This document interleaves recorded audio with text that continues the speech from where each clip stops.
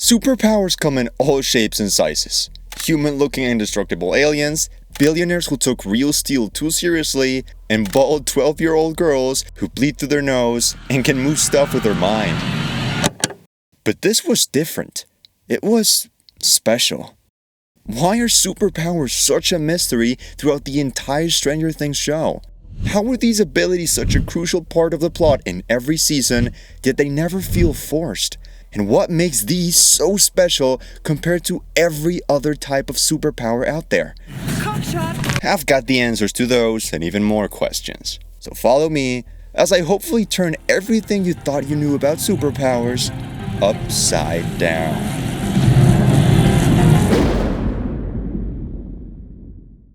In Season 4 of Stranger Things, we learned that this 12-year-old girl named Eleven managed to flee from a high-security laboratory where they were experimenting on children born with superpowers after sending Henry, the man who helped her escape, through an interdimensional portal. You know, the typical origin story, right? But that's what they wanted you to think. The Duffer Brothers, writers and directors of the show, took big inspiration from 80s sci-fi, horror, and whatever this is, to create the most realistic yet fantastical town they could. They made sure to recreate every little detail, including the style, tech, and even vocabulary. Overpriced bullshit, son of a piece of shit. But then they also gave this little girl the ability to move stuff with her mind, break bones, and tap into the subconscious of people. And although these abilities are not at all original by themselves, there was one thing that made them stand out from every other superpower at the time. And that's mystery. In your typical Marvel and DC movie or comic, you're used to seeing the character's origin at the beginning of the story. The accident, the experiment, the tragedy, or the spider bite. But Stranger Things did something strange. Shut the f*** up. From Season 1 in 2016 to Season 5 in 2025, the Duffer Brothers have spent 9 years slowly revealing the origins of these supernatural powers. And yet the true answer of where these really come from is found in a Broadway show? Here's some context for you. Throughout the show, they've made us believe that Eleven, Henry Creel, and the other children were born with telekinetic and telepathic abilities, and that they were chosen by Dr. Brenner to be studied and trained.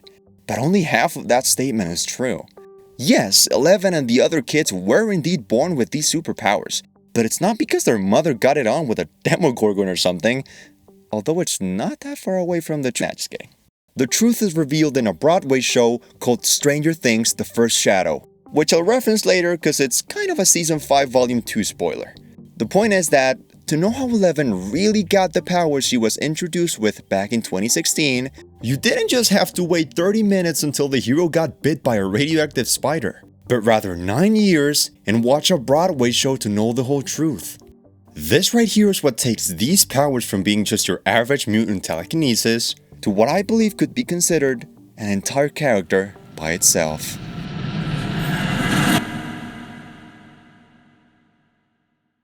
Superpowers themselves are not your typical character with a body, expressions, and lines. Gonna cry?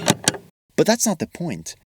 Whether it's using them to save her friends, finding out her true identity, losing them to increase tension, or gaining them back as a means to tell her backstory, at least Eleven's powers never stop developing, which is something that when done right, yields some of the best results in superhero media.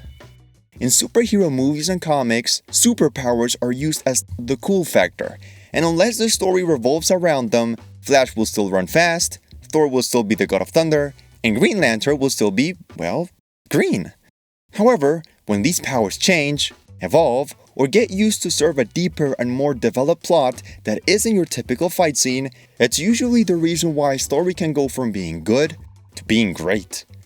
Take for example Spider-Man 2. A movie where depression makes the character lose its powers, making half of the movie revolve around this problem of identity and responsibility. The movie wouldn't work half as good as it does if Peter just had his powers all the time, because then there wouldn't be any tension or intrigue for the audience. Good news is, managing suspense and mystery is something the Duffer Brothers are exceptionally good at. In the first season of the show, superpowers are both the key to finding Will Byers and the reason Will Byers got captured in the first place. But it didn't stop there, as the second season explores the origins of these powers. And although it has the most skippable episode of the show, it establishes that Eleven is not the only mutant, and that her abilities have a lot more to them than she thinks. In the third season, she ends up losing her powers, which makes the cast resort to fireworks and the catchiest song of 1984 to beat the Shadow Monster, leading to season 4, where Eleven eventually gets her powers back, only to find out she is once again the key behind defeating Vecna, the man that not only has some of the most creative abilities ever, but who also gave her powers in the first place. Wait, what? And look, I know this video isn't a Broadway show or anything, but if you're enjoying it, do consider paying the fee of subscribing. Thanks for that. In the play, we follow the origins of Henry Creel, otherwise known as Vecna. It is revealed that he was never born with these abilities, rather he acquired them from the Shadow Monster, who he found when tapping into Dimension X as a kid. All you need to know from this point onwards is that Dr. Brenner found him, studied him, and passed on his powers through blood transfusion to pregnant women whose babies he later took to raise, train, and experiment on. Of course, one of these children being 11. So not only are these two connected because they share abilities and a pretty fun and loving relationship, but it was Henry himself who gave these powers to Elle. And even better yet, the connection to the Shadow Monster that's got Will touching his neck all funny throughout the show, paired with the insemination he went through years ago, is what gave him the powers he proudly used to save his friends halfway through season 5. My point is, superpowers are bitchin', but they're even cooler when the narrative doesn't just see them as an ability the character possesses, but rather as a character that, although doesn't have any feelings or lines, is just as useful, well-developed, and complex as any other character in the show. Now, is it better written than every other superpower? And how does it compare with characters whose stories have been written for decades? Well, I got just a way to find out. Assemble. The vast majority of superheroes are pretty simple. The character gets superpowers, either becomes a villain or a hero, and then goes on to aura form however he damn pleases. But Stranger Things does things differently, and I'm gonna prove it to you with a little formula. Every superpower has a mix of 3 things: a good origin story, interesting abilities and weaknesses, and an X factor. And although Elle and Vecna have all 3, it's not what you and I are used to. We already know that their origin story is not only fairly unique already, but it also stretches across multiple seasons and even a play, making it a lot more dynamic than what is usually a scene of dead parents, a super soldier serum injection, or a spider bite. However, that's not enough to get their superpowers to S tier. That's what their abilities and weaknesses are for. One could say that Elle has a balanced set of skills. She can move small things with ease, but big things are a bit harder, and she can find people when concentrating, but she can only really get into their heads while she takes a bath in salt while listening to the greatest hits of Static. Vecna has similar abilities, just turned up to 11. In addition, he's got a creepy-ass look and a Freddy Krueger/Venom-like claw who he uses to kill their victims in their dreams to feed on their souls. Now, where have I seen that before? Anyway, they've also got their fair share of weaknesses. Every time Elle uses her powers, it takes a toll on her body, signified by blood, the exhaustion depending on the force exerted, and the very occasional scream. She also has to constantly be recharging the battery, and in the most recent season, we learn she's also weak to a certain sound frequency. Reminds me of a friend I have. Vecna is also known to be vulnerable when entering people's minds, and should also have similar weaknesses to Elle.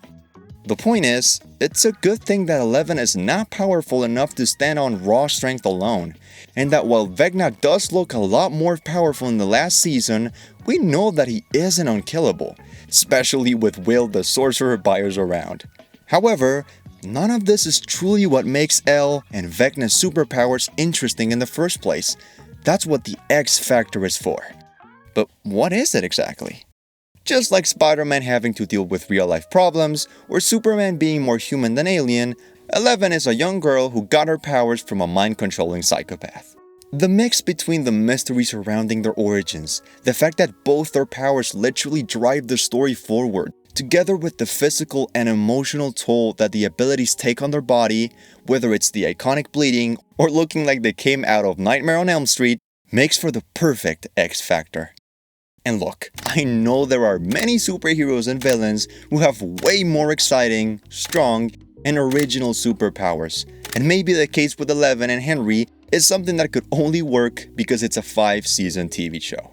They are not perfect by any means.